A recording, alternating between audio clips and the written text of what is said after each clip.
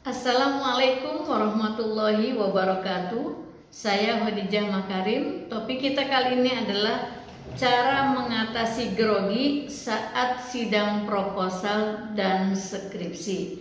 Nah, baik teman-teman, pada kesempatan ini saya ingin membantu teman-teman yang akan segera bersidang, apakah itu dalam sidang proposal maupun sidang skripsi, yang khawatir nanti pada saat bersidang itu merasakan grogi. Dan biasanya grogi itu akan muncul, tinggal seberapa besar ya tingkatannya, kekuatannya, intensitasnya, dan berapa lama kita merasakan grogi.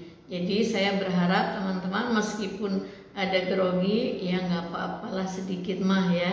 Nah, pada kesempatan ini saya ingin memberikan bagaimana cara mengatasinya agar kita tidak berlama-lama grogi. Mungkin pada saat masuk ruangan ada grogi sedikit, atau sebelum dipanggil masih ada grogi, tapi semoga dengan konten yang saya sampaikan ini groginya tidak berlama-lama dan semoga teman-teman bisa mengatasinya ya. Jadi yang pertama, tentu saja yang pertama adalah berdoa. Jadi sebelum melakukan persiapan apakah sidang proposal atau sidang skripsi, berdoalah secara rutin ya. Kemudian berdoa sesuai dengan kemampuan dan keyakinanmu masing-masing, bagaimana caranya, apa yang mau kamu minta kepada Tuhan Yang Maha Kuasa, Allah Subhanahu wa Ta'ala, silakan supaya sidangmu sukses gitu ya. Yang kedua yaitu pada saat akan bersidang datanglah lebih awal, jangan mepet gitu ya. Kalau misalnya jadwalnya jam 9, saya sarankan itu datang pukul 8 sudah ada di lokasi, paling lambat 8.30. Jadi paling lambat 30 menit sebelum acara dimulai. Usahakan 1 jam sebelumnya. Jadi supaya apa? Supaya teman-teman bisa orientasi medan, lihat situasi. Meskipun itu kampusmu dan ruangan sudah disiapkan, tapi pada saat hari itu belum tentu tidak ada perubahan. Ya, siapa tahu ada perubahan, misalnya satu perubahan ruangan, kemudian pas sampai situ sampai mungkin ada perubahan dosen penguji misalnya, ada berhalangan terus ganti tiba-tiba dan sebagainya, banyak sekali perubahan. Mudah-mudahan sih ini nggak terjadi ya.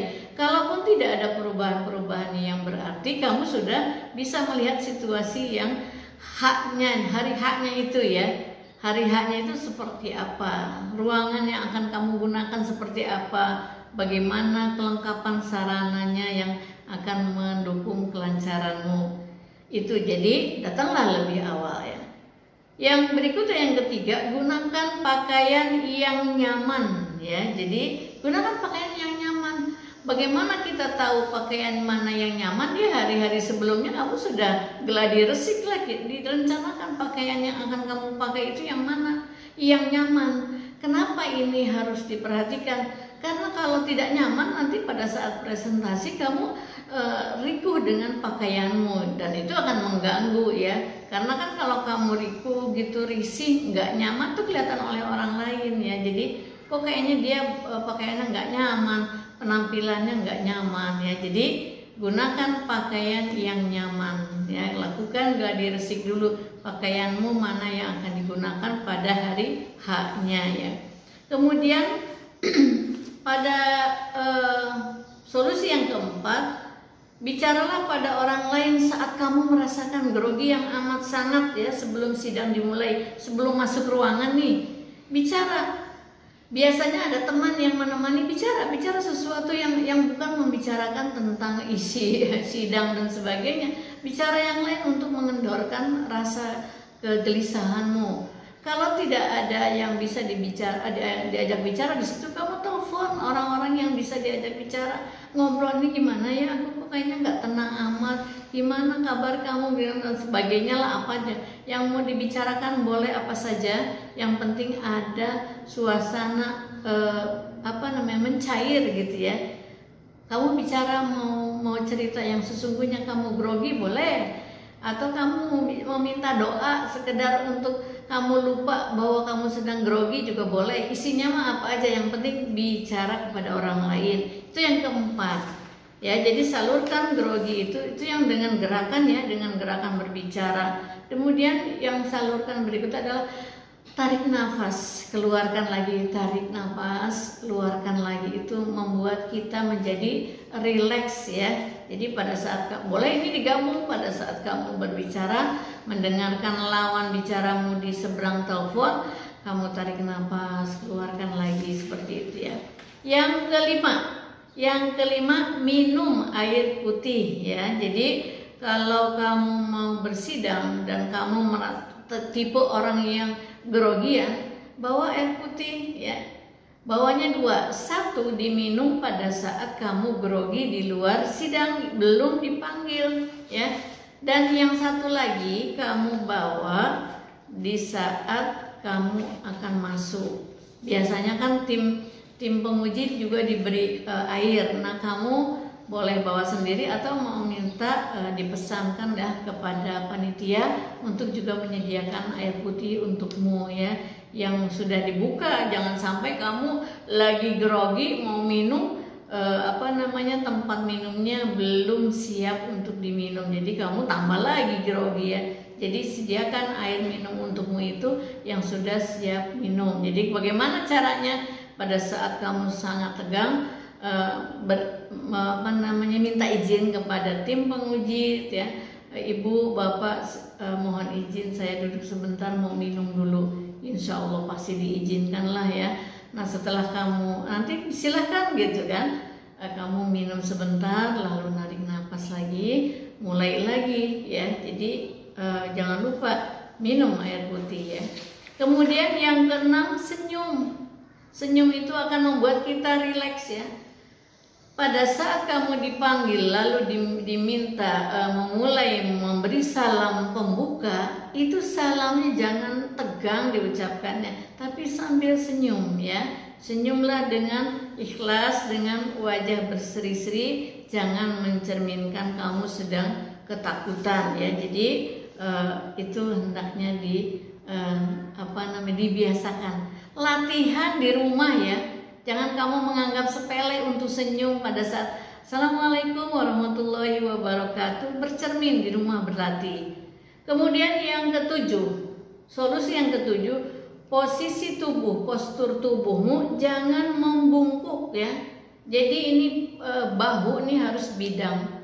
Jangan duduk. Kalau misalnya pada saat presentasi kan berdiri ya, berdirinya jangan sambil begini misalnya. Atau pada saat menerima tanya jawab dari pimpinan sidang, kamu dipersilakan duduklah dengan bahu yang tegap begini, bidang, dan postur tubuhmu mencerminkan kamu percaya diri. Jangan seperti ini sehingga nanti akan mudah sedih ya.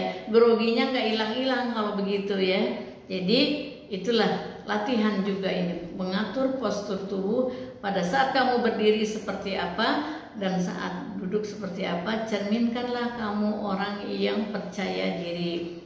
Kemudian yang kedelapan, yang kedelapan ini kontak mata dengan tim penguji, dengan audiens. Kalau misalnya di ruang sidangmu ada juga audiens ya, itu kontak mata dengan audiens, baik dengan pendengar, mungkin ada teman-temanmu yang hadir, atau dengan tim penguji. Ya, bagaimana caranya kalau nggak berani? Saya pernah menjelaskan dulu. Lihat di sini, misalnya di keningnya penguji atau di atas kepala ya. Jadi di atas kepalanya penguji, lalu kamu mulai turun ke kening sini di audiens itu, karena kamu belum berani misalnya, baru nanti turun tatap mata mereka. Itu adalah insya Allah akan menurunkan bagaimana perasaan grogimu turun. Nah, kalau misalnya kamu punya tim penguji, ada yang wajahnya sedang menatapmu dengan rileks ya, dengan berseri-seri, ada aja kan misalnya dari sekian tim penguji dan tim pembimbing mungkin adalah satu yang rileks, yang sedang melihat kepadamu. Nah, kontak dengan mata beliau. Jadi kamu lihat di antara yang hadir itu tim pembimbing dan penguji, mana yang mencerminkan wajah ramah ya, itu kamu tatap dengan baik, dan itu insya Allah energinya positif ya. Jangan kamu melihat ke dosen yang kamu sendiri punya pengalaman ya agak-agak nggak enak, itu bikin kamu takut ya. Jadi cari di antara tim itu yang kelihatannya lagi natap kamu dengan ramah, itulah kontak mata dengan beliau. Jadi gak usah lama-lama, ini kan dalam rangka menurunkan grogi. Lalu kemudian supaya tidak grogi, kamu gak usah berpikir lama bagaimana cara bicara. Yang ke-9 ini, bicara dengan gayamu sendiri yang khas ya. Gak usah meniru gaya orang lain ya. Meskipun temanmu punya gaya macam-macam, itu bukan gayamu, gak usah ditiru. Jadi yang ke-9, bicaralah dengan gayamu sendiri ya. Karena gaya bicara orang lain tidak ada yang sama, jadi punya kekhasan tersendiri. Yang ke-10, bersikaplah alami menjadi diri sendiri. Kalau tadi bicaranya, tetapi yang ke-10 secara keseluruhan, jadilah dirimu sendiri. Gak usah meniru-niru kepribadian orang lain, dan gak usah takut dengan apa yang kamu miliki itu ya. Jadi kalau kita mendapatkan satu ketenangan, itu nanti akan mendapatkan masukan banyak ya. Kan kita menyalurkan ketenangan, memberikan ketenangan dalam suasana itu, kamu nanti tidak grogi, justru akan mendapatkan banyak masukan. Tapi kalau kita grogi, kita akan kehilangan banyak informasi, blank kalau groginya berat ya. Ada juga yang kehilangan tapi sedikit, masih maklum ya. Nanti nyesal tuh pas udah ujian, aduh gitu ya, gara-gara grogi ini nggak dijelasin di sana gitu ya. Dan yang ke-11 masih sangkut pautnya, jangan takut gagal ya. Jadi kamu kalau mau sidang nggak usah takut gagal, kan kamu yang bikin proposalnya ya, kamu yang bikin skripsinya. Santai aja, santai, serius santai. Suasananya serius, formal, tapi silahkan kelola dengan santai, jangan takut gagal. Kalau salah nggak apa-apa, nanti juga diperbaiki ya. Minta maaf ya, kalau diberi masukan terima kasih, gitu aja, santai ya. Kemudian persepsikan bahwa di dalam pikiranmu, persepsikan bahwa tim penguji itu adalah timmu, tim yang akan memperbaiki skripsimu ya. Jadi nggak akan hancur lah, skripsimu nggak akan dihancurkan gitu ya. Jadi itu jangan takut, aduh hancur dah skripsi saya misalnya, itu nanti akan hancur beneran ya. Jadi persepsikan bahwa dosen-dosen, ibu bapak itu adalah tim yang akan memperbaiki skripsimu menjadi lebih sempurna dari sebelumnya. Yang ke-12, fokus pada kekuatan diri. Jadi maksudnya begini, kamu gak usah ragu apa yang kamu miliki. Misalnya kamu pandai menjelaskan, jelaskan sesuai dengan kemampuanmu, jangan ada yang ditahan-tahan. Ya, jadi misalnya mana yang belum hafal ya dilihat dari catatanmu ya. Jadi nggak usah terlalu menjadi beban. Masukkan di dalam benakmu, persepsimu bahwa aku bisa gitu ya. Aku bisa apa? Bisa menjalani sidang ini dengan lancar. Aku bisa mempresentasikan hasil penelitianku, rencana penelitianku misalnya. Aku juga bisa mengkomunikasikannya dengan baik. Nah itu terus ditanamkan sambil terus memperbaiki persiapannya. Jadi aku bisa, insya Allah, tetap tambahin insya Allah ya. Jadi tidak sombong kesannya. Insya Allah aku bisa. Terus begitu ya. Jadi persepsikan bahwa dirimu bisa, jangan meragukan kemampuanmu sendiri. Ingat ya, jadi skripsi itu adalah milikmu. Jangan lupa, skripsi itu adalah milikmu. Teman-teman sekalian, kalau kita sudah berpikir, masukkan di dalam persepsi positif kita bahwa aku pasti bisa, insya Allah semuanya akan berjalan dengan lancar. Kemudahan akan kelihatan, kan kitanya tenang ya. Jadi kelebihan apa yang kita miliki itu kita munculkan. Misalnya kamu pandai menjelaskan, ya jelaskan dengan luar biasa.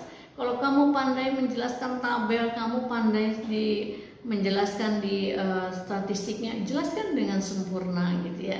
Jadi kalau kamu pandai membuat slide dengan bagus, buatlah itu persiapanmu itu dengan sempurna. Jadi apa kelebihanmu tampilkan, apa kekuranganmu jangan dipikirin, karena nanti kekuranganmu akan dilengkapi juga oleh para tim pembimbing maupun tim penguji.